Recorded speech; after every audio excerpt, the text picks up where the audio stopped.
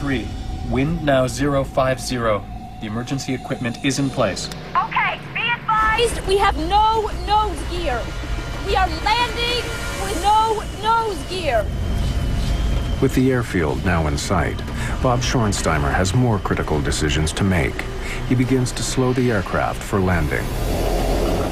Let's try flaps 15. An airplane's flaps are sliding panels at the back of the wings. To increase lift at low speeds, they need to be extended during takeoff and landing.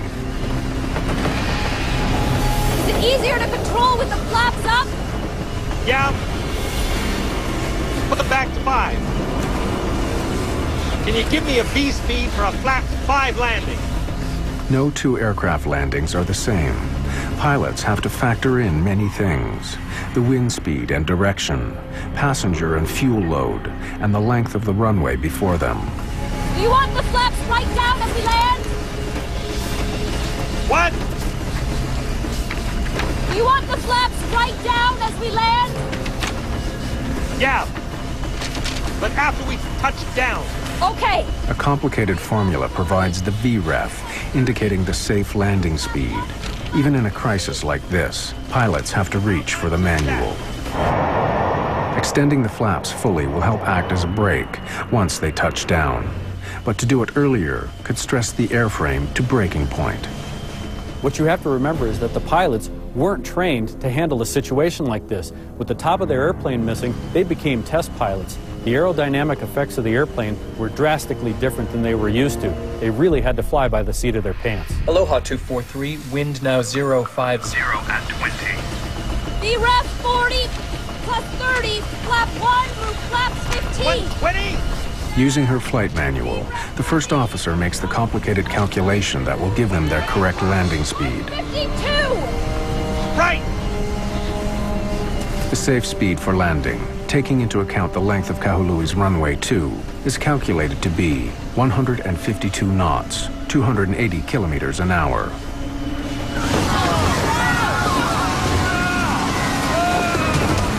As the airplane slows, it becomes much harder to control. And so the pilot has to make another crucial call.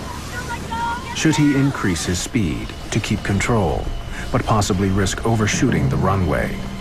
He gambles that the higher speed landing is the best option. Our approach speed, I felt, was hot. I mean, we were coming in hot. I don't know, don't ask me how many miles an hour it was, because I don't know. But from other landings, we were coming in fairly hot. Firefighters prepare for a worst-case scenario, a crash landing and fire.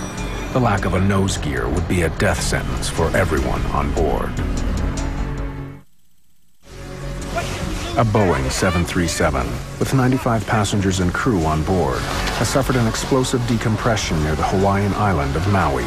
It's still airborne, but only just, with 35 square meters of fuselage missing from the Aloha plane. As they prepare for an emergency landing, warning lights indicate that the forward landing gear has not deployed.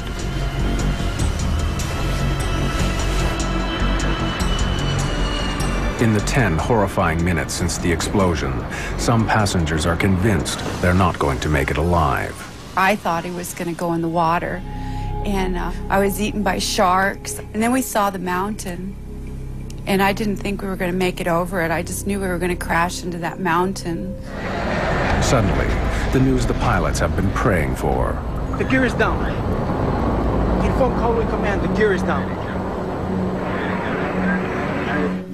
Okay, thanks. Aloha 243, just for your information, the gear appears down. The gear appears down. Want me to go to flaps 40? Help you? No, on the ground. The crew have had to make life or death decisions. In the next few seconds, they'll find out whether they're the right ones. Michelle Honda cradles her injured colleague as the critical moment approaches. Passengers comfort one another in what may be their last moments alive.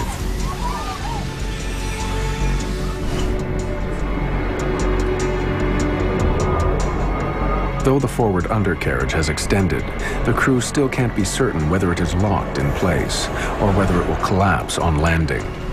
If it doesn't hold firm, 40,000 kilos of airplane traveling at close to 320 kilometers an hour will smash nose down onto the tarmac.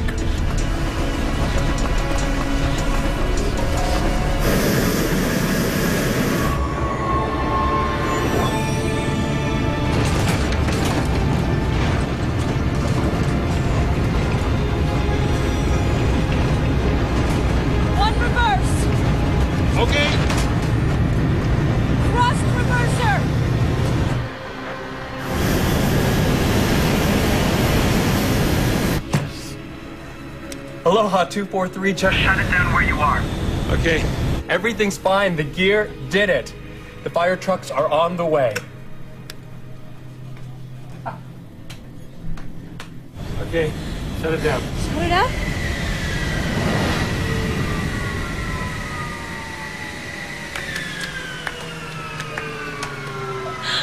Oh, God.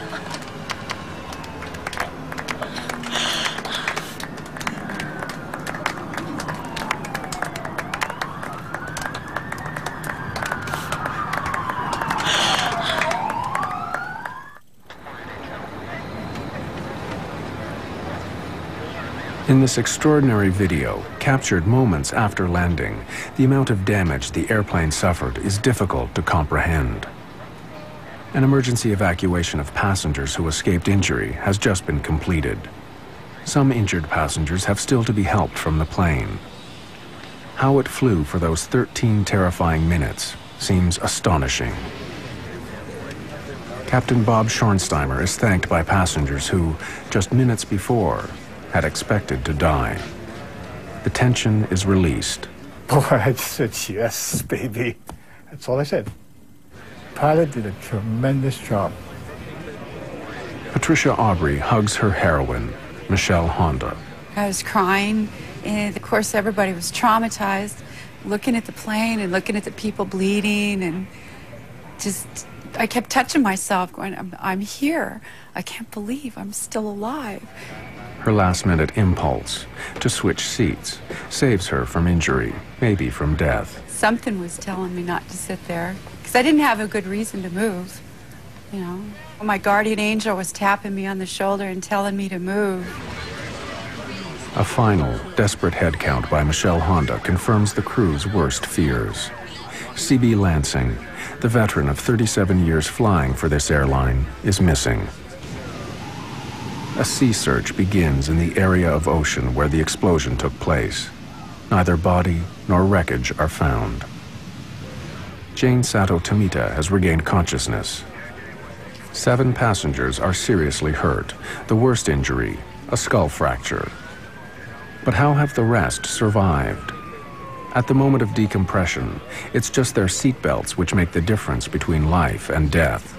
They went poof, a loud noise, and it just, the whole thing come apart. And I personally thought we were all gone. And we were fastened, all had our seatbelts fastened. Well, most of us evidently, or would have lost a lot more. This is one of the most remarkable flying events in history. No airplane has ever landed with this amount of damage. The only thing that was holding the forward section cockpit to the rest of the fuselage were the floor beams.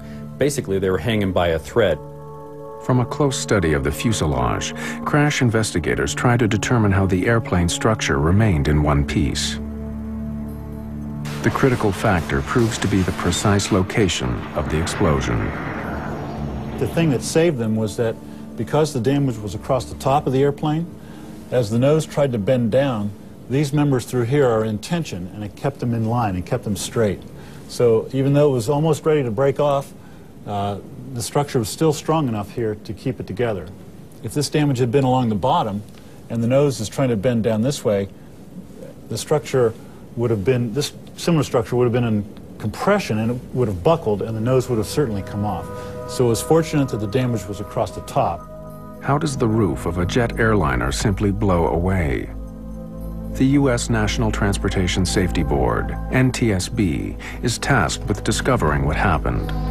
Investigators pull the airplane's records, something like an automobile service history, and suspicion falls right away on the airplane itself. The best evidence for what happened, the missing fuselage